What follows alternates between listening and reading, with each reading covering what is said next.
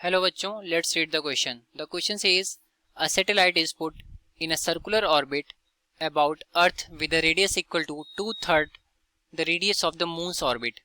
What is its period of revolution in lunar months? A lunar month is the period of revolution of the Moon.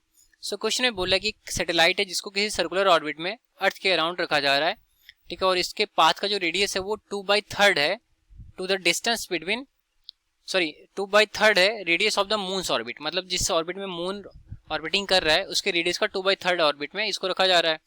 तो हमें बताना कि जो period of revolution होगा इस satellite का लूनर मंथ में कितना होगा. तो सॉल्व करेंगे, इसको नोट डाउन करेंगे पहले हम अपना की कॉन्सेप्ट, जिसकी हेल्प से हम इसको सॉल्व करेंगे. तो लिखते हैं हम की कॉन्सेप्ट. तो यहाँ पर जो हमारा की कॉन्सेप्ट होगा वो केपलर्स थर्ड लॉ होगा, that is law of period. तो हम यहाँ पर लिखेंगे लॉ ऑफ पीरियड. इसको केपलर ने दिया था. तो केपलर ने क्या बोला था कि अगर कोई सैटेलाइट है वो किसी प्लेनेट के अराउंड मूव कर रहा है, सपोज करिए यहाँ पर अर्थ है, इसके अराउंड वो किसी ऑर्बिट में मूव कर रहा है, ये हमारा इलिप्टिकल ऑर्बिट अगर ले लें, तो इस अगर इलिप्टिकल ऑर्बिट में मूव कर रहा है जिसका जो मेजर एक्सिस है वो 2a है और ये हमारा सैटेलाइट हो गया. तो जो सैटेलाइट का टाइम पीरियड ऑफ रिवोल्यूशन होगा इसका स्क्वायर अगर हम लेंगे तो ये डायरेक्टली प्रोपोर्शनल होगा उसके सेमी मेजर एक्सिस के क्यूब के. ठीक है, अगर यहीं पर हमारा ये इलिप्टिकल पाथ ना होकर के सर्कुलर पाथ होता तो यहाँ पर जो सेमी मेजर एक्सिस है वो यहाँ पर रेडियस आ जाता, मतलब T square is directly proportional to radius of the circular path हो जाता. ठीक है, उसके क्यूब के डायरेक्टली प्रोपोर्शनल हो जाता. ये हमारा क्या हो गया, law of period according to Kepler's law. अब आते हैं प्रॉब्लम पर और एक फिगर ड्रॉ करेंगे अकॉर्डिंग टू द क्वेश्चन. तो क्वेश्चन में बोला कि यहाँ पर हमारा कोई अर्थ है, ठीक है, इसके अराउंड सर्कुलर ऑर्बिट में हमारा सैटेलाइट मूव कर रहा है. ठीक, तो सैटेलाइट हम मान ले रहे हैं कि ऐसे इस पाथ पर मूव कर रहा है जो कि सर्कुलर ऑर्बिट है.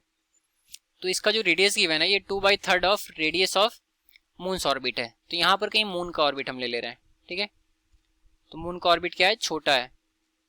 यहाँ पर अगर हमारा मून है तो ये हो गया, अगर r डिस्टेंस पर हमारा मून है, इसको कैपिटल M नाम दे दें, और हम सैटेलाइट को अगर इस पॉइंट पर ले लें तो ये हो गया हमारा सैटेलाइट, दैट इज s. तो इसकी जो डिस्टेंस है सैटेलाइट की वो 2/3 है r का. ठीक है, और ये हमारा अर्थ हो गया. तो ऐसा इस क्वेश्चन में गिवन है, हमें time period of revolution of satellite बताना है. तो अकॉर्डिंग टू केपलर्स लॉ हम यहाँ पर हेल्प लेंगे. तो पहले अगर हम सैटेलाइट के लिए लिखें तो T square of satellite is directly proportional to हो जाएगा 2/3 ऑफ आर का होल क्यूब. और अगर हम मून के लिए लिखें तो टी ऑफ मून का square is directly proportional to हो जाएगा आर क्यूब के. ठीक है, देयरफॉर इन दोनों का डिवीजन कर लेंगे हम.